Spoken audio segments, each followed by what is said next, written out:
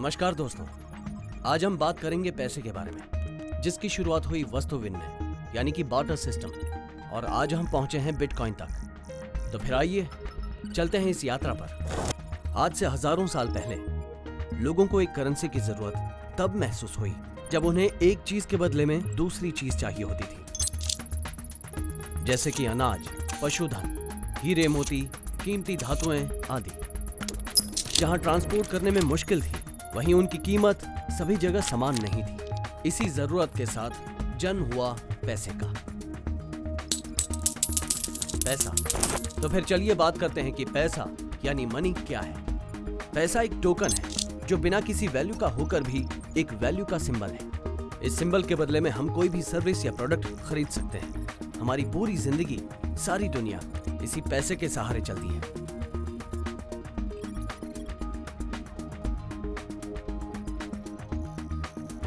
आज हम पैसे को बहुत सारे अलग अलग रूपों में जानते हैं। सभी देशों की अपनी अलग अलग करेंसी है, यूरो, डॉलर, रुपी आदि।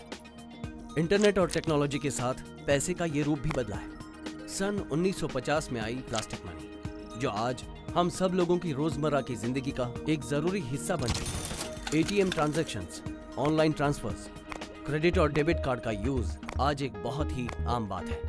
आज से 8 से 10 साल पहले एक नई तरह की करेंसी मार्केट में आई, जिसने पैसे के सिस्टम को बदल के रख दिया। Digital currency.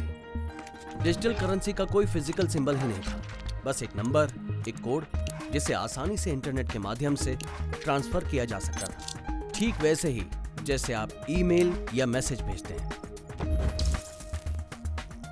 इसी आसानी और सुरक्षा की वजह से डिजिटल करेंसी धीरे धीरे लोकप्रिय होती गई और बाजार में बहुत सारी डिजिटल करेंसीज आ गईं। For example, dark coin, Ethereum, light coin, doge coin आदि। आज के टाइम में 600 से भी ज्यादा टाइप की डिजिटल करेंसीज मार्केट में है, लेकिन इनमें से कुछ ही हैं जिनकी रियल वैल्यू है, मतलब जिन्हें किसी फिजिकल करेंसी के बदले एक्सचेंज किया जा सकता है। और इन सब में सबसे लोकप्रिय है बिटकॉइन।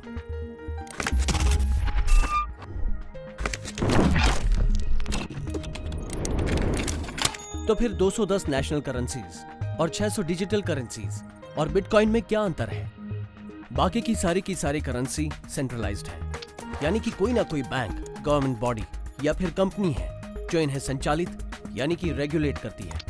मतलब आपका सारा पैसा कुछ लोगों के द्वारा रेगुलेट किया जाता है। वहीं बिटकॉइन डिसेंट्रलाइज्ड है। 3 जनवरी 2009 को सातोशी नाकामोटो के उपनाम से किसी अनजान व्यक्ति या संस्थान ने बिटकॉइन का आविष्कार किया। बिटकॉइन किसी कंपनी या व्यक्ति के द्वारा नहीं, बल्कि कंप्यूटर सॉफ्टवेयर में एक मैथमेटिकल कोड यानी कि एल्गोरिदम के द्वारा रेगुलेट होता है। साथ ही बिटकॉइन नंबर्स और टाइम में लिमिटेड है। 2009 में इनके इन्वेंशन से लेकर 2140 तक टोटल 21 मिलियन यानी कि 2 करोड़ 10 लाख बिटकॉइन जनरेट होंगे। हर 4 साल में बिटकॉइन का प्रोडक्शन आधा हो जाता है। जैसे जैसे सप्लाई कम होती जाती है, डिमांड बढ़ती जाती है, बिटकॉइन की वैल्यू भी बढ़ती जाती है। आइए अब समझते हैं कि बिटकॉइंस बनते कैसे हैं और कैसे इनकी वैल्यू बढ़ती जाती है। 2009 में जब बिटकॉइन लॉन्च हुए तो साथ ही में उनके लेन देन को वेरीफाई करने के लिए बिटकॉइन सॉफ्टवेयर लॉन्च हुआ। ये software free of cost available था। कुछ लोगों ने सॉफ्टवेयर को डाउनलोड किया। जब भी कोई बिटकॉइन की ट्रांजैक्शन होती तो वेरीफाई होने के लिए इन कंप्यूटर्स पर आती। हर 10 मिनट में जनरेट हुए 50 बिटकॉइन इन लोगों को ट्रांजैक्शन वेरीफाइड करने के रिवॉर्ड में मिल जाते। जैसे जैसे लोगों को बिटकॉइंस मिलते गए, उनका ट्रांजैक्शन बढ़ता गया और साथ ही में नंबर ऑफ वेरिफिकेशन बढ़ते गए। लोगों ने और कंप्यूटर्स लगाने शुरू कर दिए। 2010 में ये ट्रांजैक्शन इतने बढ़ गए कि कंप्यूटर सिस्टम क्रैश हो गए। उस समय यूएस और चाइना की कुछ कंपनीज ने 400 गीगाहर्ट्ज की क्षमता वाले अपने ASIC सर्वर सेटअप किए, जो आज इन ट्रांजैक्शंस को वेरीफाई करते हैं। लगभग 5.5 लाख मशीन्स पर करोड़ों ट्रांजैक्शंस होती हैं और हर ट्रांजैक्शंस पे आज एक बिटकॉइन का कुछ भाग जनरेट होता है। बिटकॉइन आज 48 से ज्यादा देशों में सरकारी मान्यता प्राप्त कर चुका है। US, Canada, Australia, Malaysia, Singapore और यूरोप के लगभग सभी देशों में बिटकॉइन के ATM हैं, जहां आप अपने डिजिटल वॉलेट से बिटकॉइंस के बदले उस देश की करेंसी प्राप्त कर सकते हैं। बिटकॉइन के एक्सचेंज के बदले में आप कोई भी प्रोडक्ट या सर्विसेज खरीद सकते हैं। बड़े बड़े बिजनेसमैन जैसे कि विंकलवॉस ब्रदर्स, जो कि फेसबुक के लिए जाने जाते हैं, उनके अनुसार फ्यूचर में बिटकॉइन का मार्केट आज से 10 गुना ज्यादा होगा। उन्होंने बिटकॉइन में हजारों डॉलर्स इन्वेस्ट कर रखे हैं। बिटकॉइन चेन को सभी देख सकते हैं, ये ट्रांसपेरेंट है। अगर मैं एक बिटकॉइन भेजता हूँ तो इसे सब देख सकते हैं, सभी समझ सकते हैं कि इसकी मूवमेंट कैसी हो रही है। और ये सुनने में बेशक थोड़ा अलग लग रहा है, पर इतना अलग है नहीं, बल्कि बहुत ही साधारण है। और चीनी लोग इसका इस्तेमाल करना जरूर चाहेंगे और लाभ भी उठाएंगे। एक बात तो सच है कि हमारी अर्थव्यवस्था बाकी देशों के मुकाबले काफ़ी अच्छी है, वो भी ब्रेग्जिट होने के बावजूद। आज भी चाइना में लोग वही पुराने तरीके से निवेश करना पसंद करते हैं, जैसे सोने में या चांदी में। और हाल ही में उन्होंने मई के महीने में बिटकॉइन में भी इन्वेस्ट किया है। पिछले 30 दिनों में सोने के मुकाबले बिटकॉइन में ज्यादा हलचल नहीं हुई। देखिए, ब्लूमबर्ग के आंकड़ों के मुताबिक गोल्ड और बिटकॉइन का मार्केट में चलन बिल्कुल सामान्य था, वो भी ब्रेक्सिट के बावजूद। और अगर आप देखें तो पाएंगे कि ये धीरे धीरे जोर पकड़ रहा है। हाँ, और हम तो ये कई सालों से कहते आ रहे हैं कि बिटकॉइन में जो भी निवेश करेगा उसे उसकी पूरी वैल्यू मिलेगी। और अभी आप देख ही सकते हैं ये किस तरह हो रहा है। जी हाँ, ये चार्ट बिल्कुल वही दिखा रहा है जिसकी हम बात कर रहे हैं। बिटकॉइन अब सोने के साथ ही आगे बढ़ रहा है, तो मेरे ख्याल से ये आपके लिए अच्छी बात है।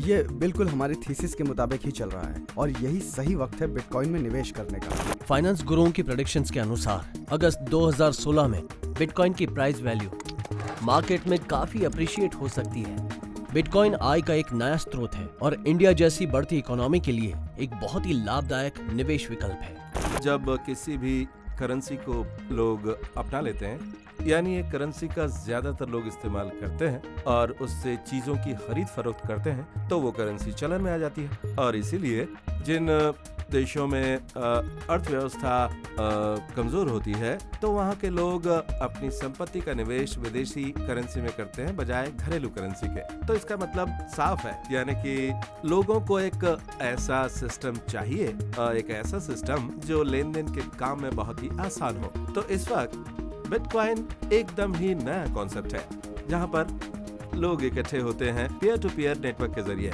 और इस बात पर सहमत होते हैं कि ये एक ऐसा सिस्टम है जिसके जरिए कारोबार करना बहुत ही फायदेमंद है।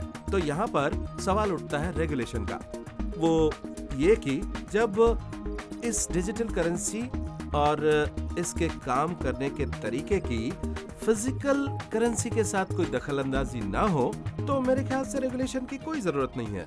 तो जिस सवाल का जवाब दिया जाना जरूरी है वो ये है कि क्या बिटकॉइन एक प्योर डिजिटल करेंसी है या एक मल्टी सोसाइटी करेंसी है। बिटकॉइन एक इलेक्ट्रॉनिक डॉक्यूमेंट है और इंडिया में कानून के मुताबिक इलेक्ट्रॉनिक डॉक्यूमेंट को मान्यता मिली है, और इसलिए मैं कहूँगा कि बिटकॉइन को इलेक्ट्रॉनिक डॉक्यूमेंट के तौर पर कानूनी मान्यता मिल चुकी है। लेकिन बहस यह है कि बिटकॉइन का सेंट्रल बैंक के जारी किए गए नोटों से कोई टकराव है या नहीं। अभी तक आपने देखा कि बिटकॉइन कैसे बनता है, इसके क्या क्या फायदे हैं और कैसे ये एक अच्छा निवेश विकल्प है। अब हम बात करते हैं कि कैसे आप इससे लाभ उठा सकते हैं। गेन बिटकॉइन के एमडी मिस्टर अमित भारद्वाज एक एक्सपीरियंस्ड आईटी प्रोफेशनल हैं। इन्हें इन्फोसिस, बोइंग, वेराइजन जैसी बड़ी बड़ी आईटी कंपनीज के साथ काम करने के अलावा इंडियन रेलवेज की एसएमएस टिकट ऐप और हाई कार्ड कंपनी की स्थापना करने जैसे अलग अलग कामों के अनुभव हैं। मिस्टर भारद्वाज ने बिटकॉइन पे काफी रिसर्च की और 2012 में इंडिया में बिटकॉइन माइनिंग सर्वर लगाया। 400 गीगाहर्ट्ज की क्षमता वाले इस सर्वर को चलाने के लिए 3 चीजों की जरूरत होती है: नॉन स्टॉप बिजली, non stop high speed internet और 15 से 20 डिग्री रूम टेम्परेचर। मुनाफे की दृष्टि से इंडिया में इन सर्वर्स को लगाना फायदेमंद नहीं था, इसलिए गेन बिटकॉइन ने चाइना बीजिंग की कंपनीज के साथ टाई अप किया, जहां बिजली और इंटरनेट सस्ता है और तापमान कम है। 1.5 साल में कंपनी के 10,000 सर्वर्स चाइना में लग चुके हैं और अगले 1.5 साल में 3 लाख सर्वर्स लगाने का प्लान है। इन सर्वर्स को लगाने के बाद 3 से 4% पूल एक्सपेंस होता है और 95 से 96% माइनर आउटपुट आता है। बिटकॉइन क्लाउड माइनिंग स्टार्ट करने के लिए मिनिमम 1 बिटकॉइन से स्टार्ट करना होता है। आप किसी भी बाय एंड सेल एक्सचेंज से 1 बिटकॉइन खरीद कर कंपनी को ट्रांसफर कर सकते हैं। इस पैसे से चाइना में एक सर्वर सेटअप हो जाता है।